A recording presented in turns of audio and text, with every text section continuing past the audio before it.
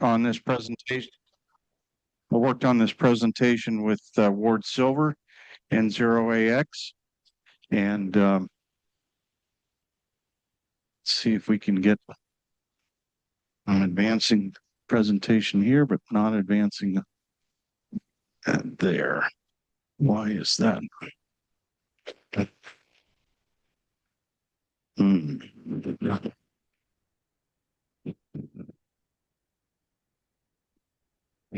There we go.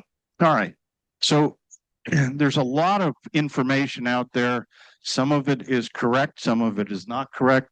But what I want you to do is to be able to leave this presentation and understand the difference between grounding and bonding. Grounding per se is really important for lightning. Bonding is very important for the station performance. Boy, we lost it.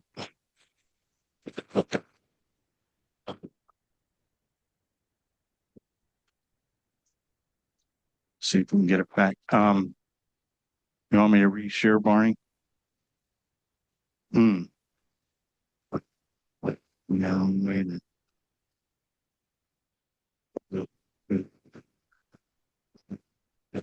Is the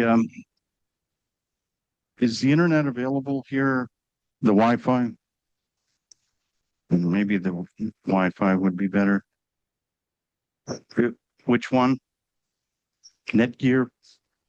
What? Yes?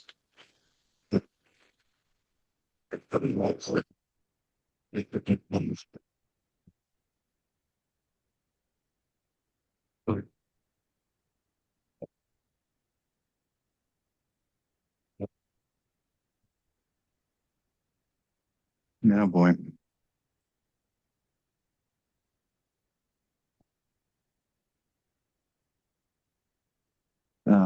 Shit.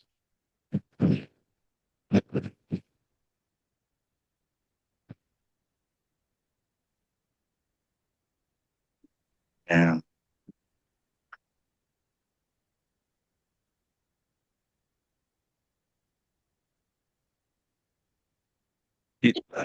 Let me just try this again.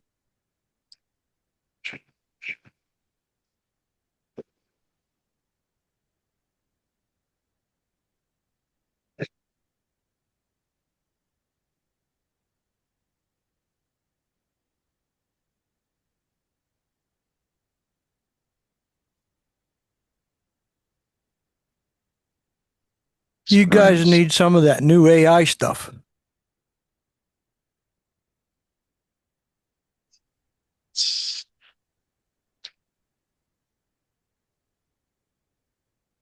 All right, I'm full screen now, Marnie.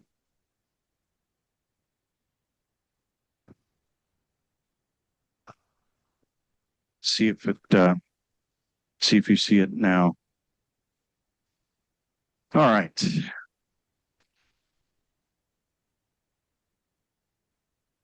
It still is not advancing correctly.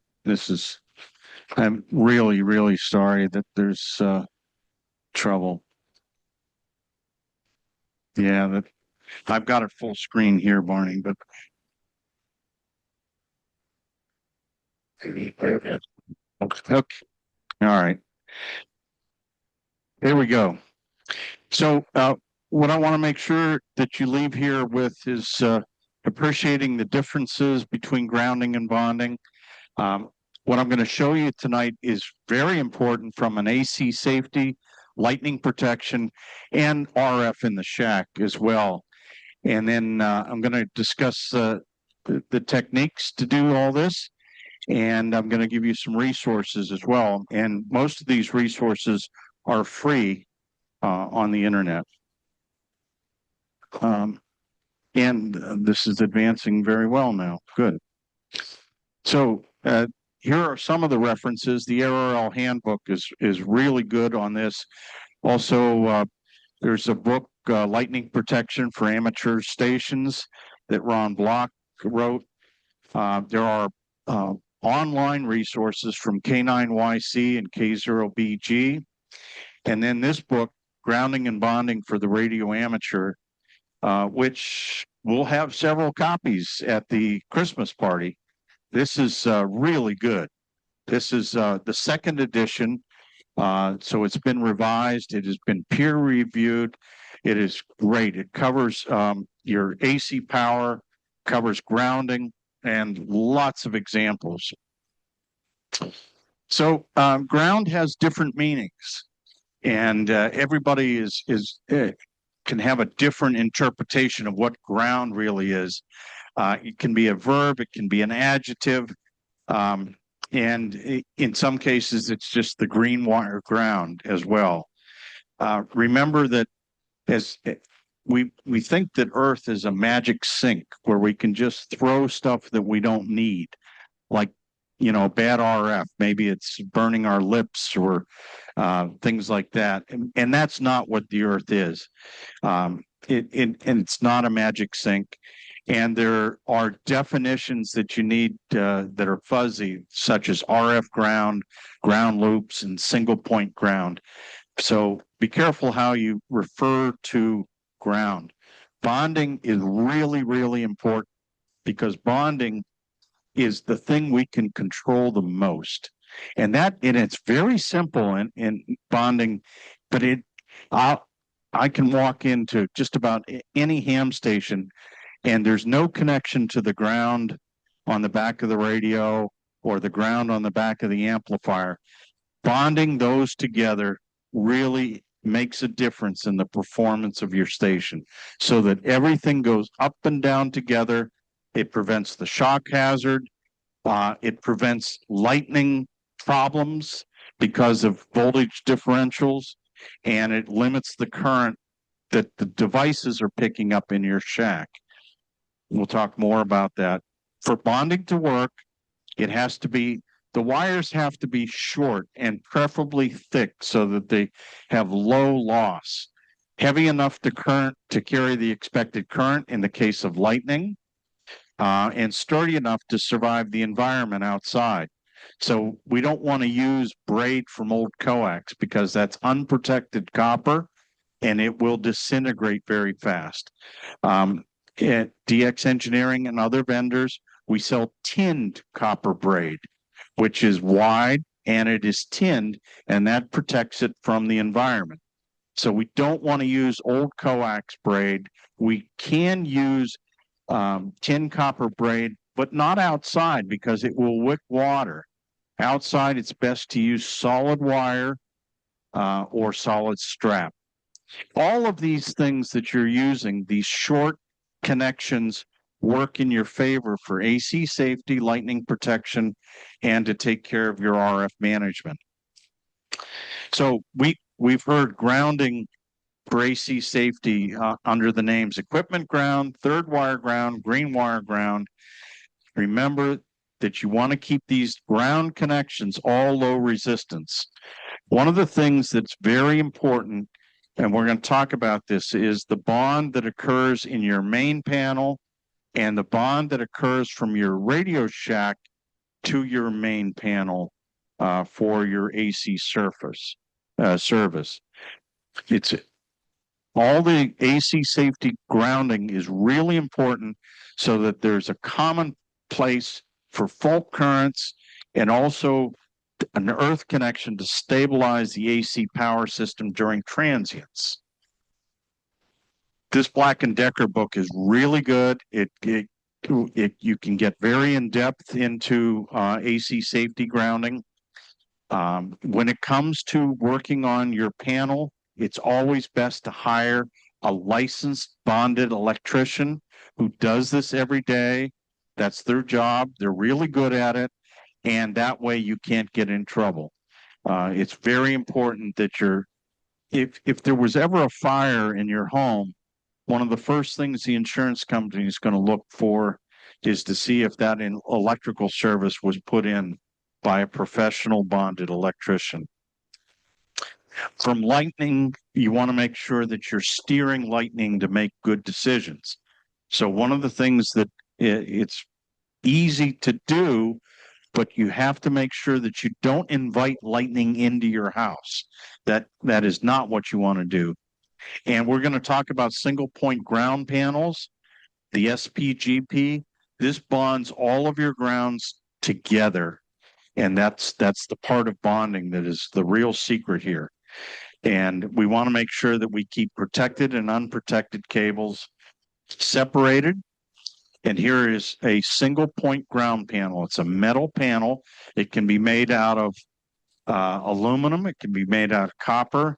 I've done stations outside the U.S. where I didn't have either, but I had aluminum foil, and I made a single point ground panel. Very, very effective to get everything at the same potential. So here's an aluminum plate, and all of the switching gear is mounted on that aluminum plate. That way it keeps everything at the exact same potential. Single point ground panel.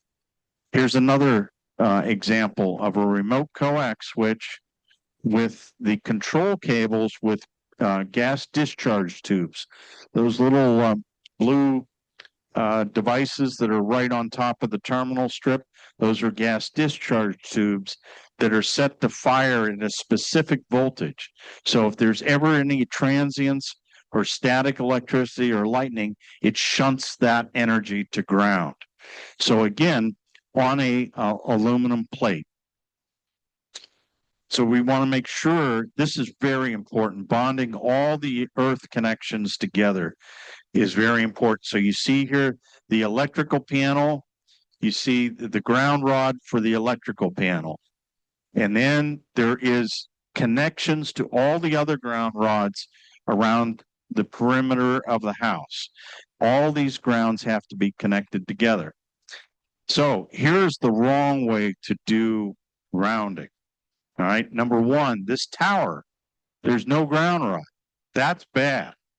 So what's going to happen if the antenna gets hit on the top of the tower? That lightning is going to come down the center conductor or the shield, and it's going to come right into the house. That's the path. Now there is a ground rod there at the house, but the problem is that the tower is really where you want to have the ground rod.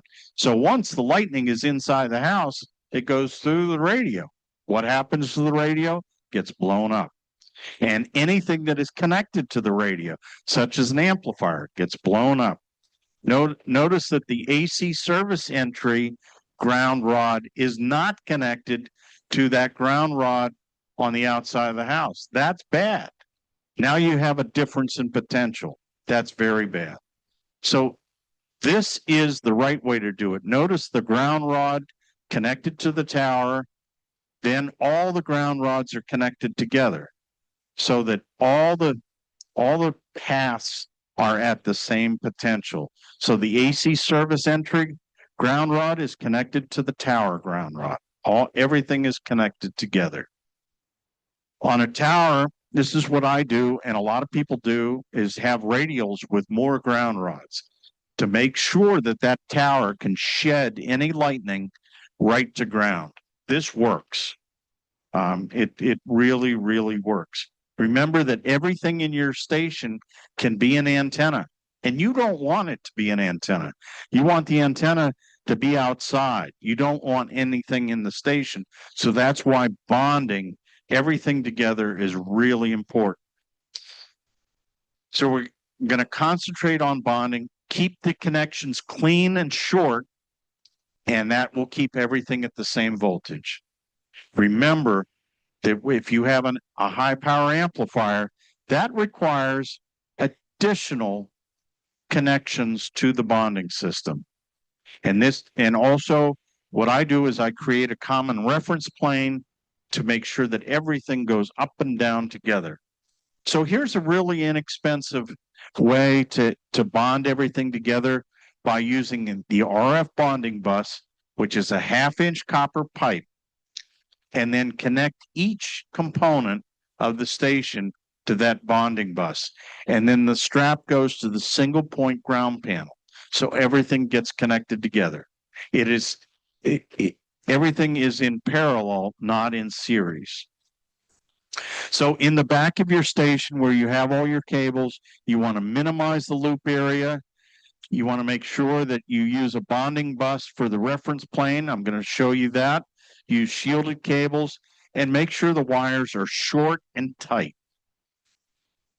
So here's a typical station layout. This is at Ward's N0AX. Everything is neat, but notice underneath the monitor, you can see the reflection of the aluminum plate. That is his ground plane, and that everything is connected to the single point ground panel, the RF bonding bus, and the ground plane. So he's taken and modified a service panel bus bar on the aluminum plate, and this is where all of the connections to all the components in the station go. It's low cost. It really is. So we want to make sure that we have a single solid ground system, short, heavy wires. This will satisfy all the requirements needed for AC safety, lightning protection, RF management. We bond all the grounds, keep the protectors together, and then the perimeter ground around the outside helps keep all the lightning outside of your house. There's lots of great online resources from the National Fire Protection Association, Polyphaser. I have given this presentation almost 200 times. So if you missed something tonight, there's plenty of YouTube recordings of me giving this exact presentation. So don't worry about writing things down. You can always just put in K3LR YouTube, and this presentation comes up. If you really want to get deep into it, Motorola wrote a R56 package, which is almost 500 pages on grounding and bonding. And that's available for free online. The ARRL at arrl.org, great technical information on electrical safety, grounding, and lightning protection. I'll show you some real world examples at K3LR. Here's W3YQ. Notice there's a copper plate, and that's where the radio is going to be placed. That is the RF ground plane. Okay, and that RF ground plane goes underneath each radio and each amplifier. Then I have an RF bonding bus. This happens to be a plate that we sell at DX Engineering. It's all copper, and then that's the connection to the ground rods.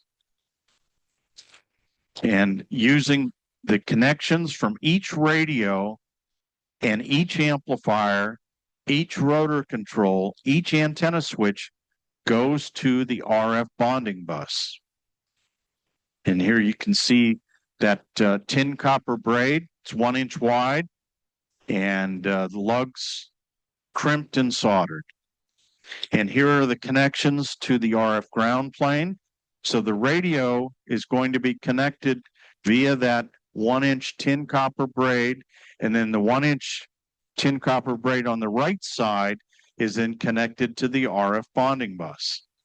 And then the radio is placed on top. And in this configuration, there is no RF in the shack, none whatsoever. So each radio has its own.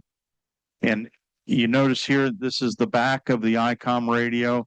And right here is the ground stud on the radio. That is connected with 1 inch wide tin copper braid to the RF ground plane, then the RF ground plane to the RF bonding bus. Showing the amplifier connection of the ground stud on the amplifier to the RF ground plane, then the RF ground plane to the RF bonding bus. Another connection, amplifier to the RF ground plane. So that is my presentation. And if anybody has any questions, either online or here in the church, we can talk about it. Did we lose everybody, Barney? We could put the group back up so we can see. There's the gallery. Okay. Yes, Dawn here locally.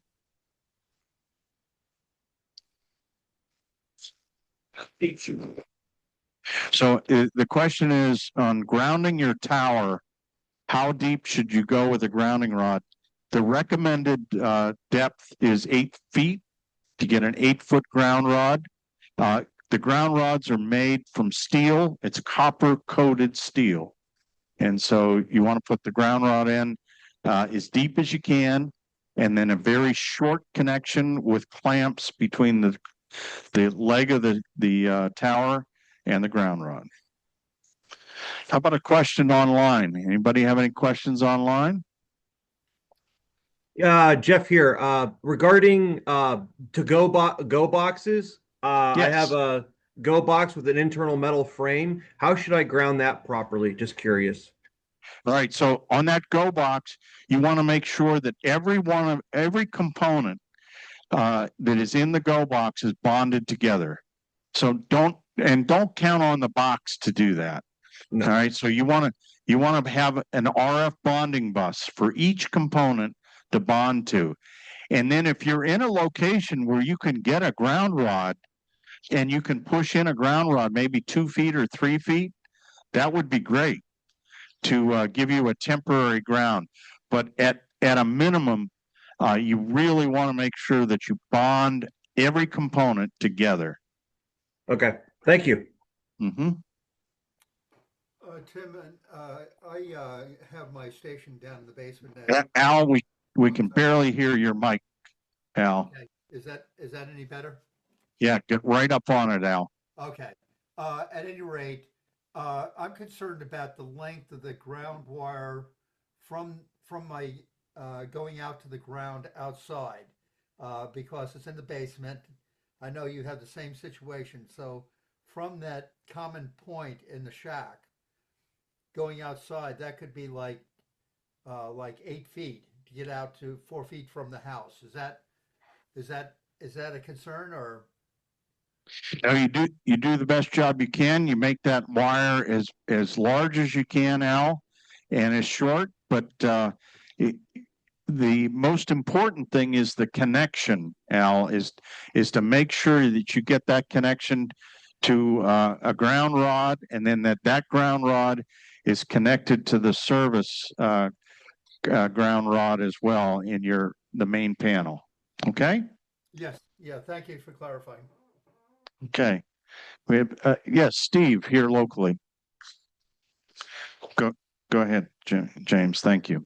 Set up this new amplifier. I ran a 240 circuit with a ground wire. And so I have a perimeter ground around the house from the panel to where all the polyphasers for the towers and everything meet up. So that all the equipment is bonded to that rod at the back of the house that goes around to the panel by the perimeter ground. But is the ground from the chassis on the electrical service that's creating separate paths? Does that matter? No, so your main panel, the main panel of the It is should be bonded there. right. The neutral and the ground are bonded only in that panel, not in any sub panels. All right, so in the main panel, so there's a connection from neutral to ground, and then that ground, that's what connects to your station ground. Yeah, but so the station's getting grounded via the electrical line and Yes, the outside that's right. ground. That is true. That's fine since they're That's fine. That's all bonded together, and that's fine. Another question online. Anybody else? Any questions online? CN3GJ from New Kensington down there. Nice to see you, George. I had a question. Yes. Uh, you showed the copper plates underneath the radios on you showed one, so an aluminum plate would also be sufficient for. Yes. Yeah. And even aluminum foil if you bond it correctly. Yes. Okay. Okay, and then so in my situation, I have my tower on, let's say, the left corner of the house, and the electrical entrance is on the right corner of the house. So you're gonna have like 40, maybe 50 feet of wire to connect the ground rods. What would you? That's right. Yep. That's okay. So it's still going to be that what is that 6 gauge or whatever the solid? It's, yeah, 6 gauge or larger. If you can get to 2 gauge, that's even better. But yes, that connecting wire is okay, and especially if you can get that wire buried, that helps. Right. Okay, thank you. You're welcome. Do you have any other questions here in the audience? Yeah, Craig. Hang on one second, Craig. We'll get you the mic. In my case, my shack is quite a ways from the electrical panel, Mm-hmm. and it also happens to be where the connections from outside come in. So when the connection comes in from outside, it's all grounded and it's grounded to the same place as the electrical panel, but the shack is clear on the other side of the house. Right. If I make a common ground point for all the shack equipment, is it okay then just to run a ground wire from the shack over there to that ground Yes. point? Yep. That's what you do. Yeah, you want those at the same potential. Another question online. Question? Tim, I Yes. got a question. I think Carl, go ahead, Carl. Yeah, how unsafe is it to connect your bonding together, the ground rods together by going through the house? Going through the house. You want to go around the house. You want to go outside and go around the house, Carl. Okay. Okay. Mick, you had a question. Yes, I did, Tim. Thank you. Where I have my tower grounded to a ground rod, it's a distance from the service ground rod for the panel. But to connect those two, it's almost impossible because if I come around the side of the brick house and I got concrete driveways, even if I come over the house, it's just extremely difficult to get those two ground rods connected.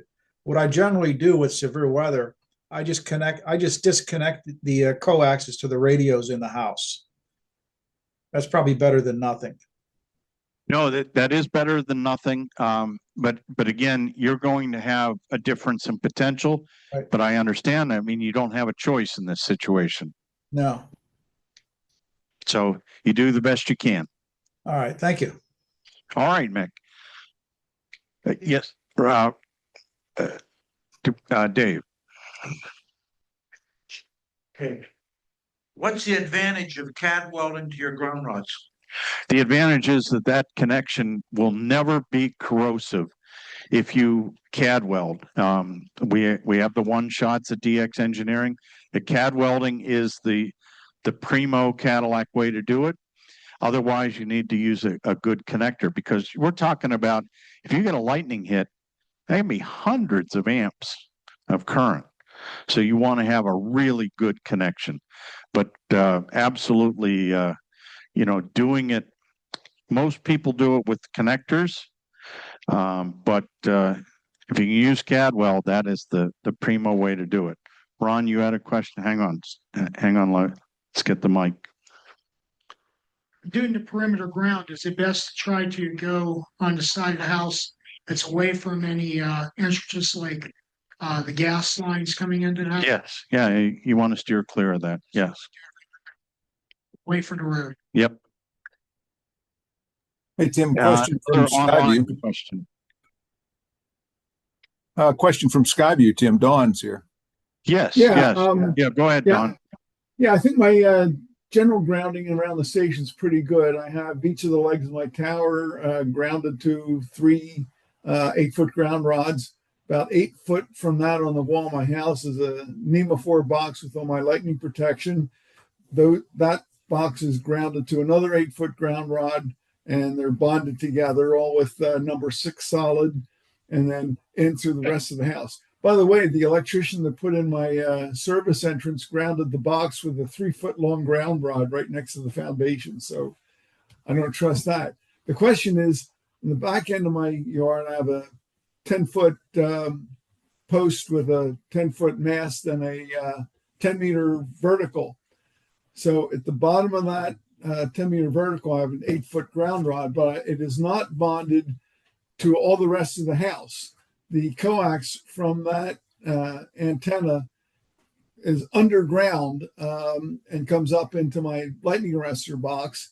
I don't have a separate ground rod, but I figured with the coax being in the ground, if that 10-meter vertical got hit by lightning, there's 2 ground rods at either end of the coax, and if it blew up the coax, that's not a big deal. I was thinking it would not, and have a hard time getting into the house. Make sense? That's hope is not a strategy here. So that ground rod, that grounding system for that 10-meter vertical needs to be connected to the rest of the ground system. Don't for a minute think that RG8 coax, RG213 coax is going to provide if you get a lightning hit on that, there's going to be a difference in potential, and hoping that you won't get damage is not a good plan. So that ground should be bonded. The ground at the base of that support structure should be bonded to the rest of your ground system.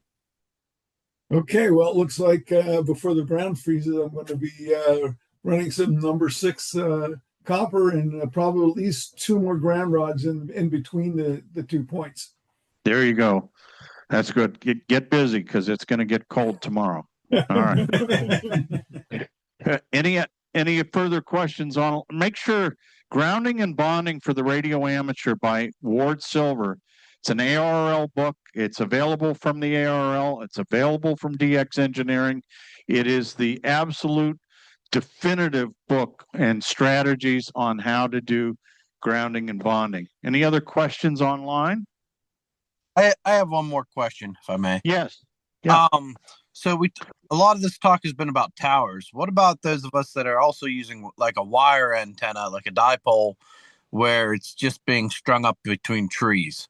What's the best recourse for that? Yeah, it's exactly what Mick talked about, and that is disconnecting. When you're not using that dipole and there's going to be a storm, you disconnect it and make sure that it is not connected to your radio equipment. You can use polyphaser lightning protectors. They do offer some amount of protection, but the best thing is to disconnect. Okay, so let's say I was going to put up like an entrance box on the outside of the house, bring all the coaxes into there, ground that box on a common point as you should. Yes. And then you'd still disconnect the coax inside the house. That's right. Okay. Okay. All right. Thank you. Question. Sure. Field day, one might have a generator sitting out there, maybe 50 to 100 feet away. Maybe you have a vertical antenna with a remote antenna tuner, and you're running coax and AC power back to your operating location. What is your recommendation for grounding at the generator and perhaps at that vertical antenna with some radials?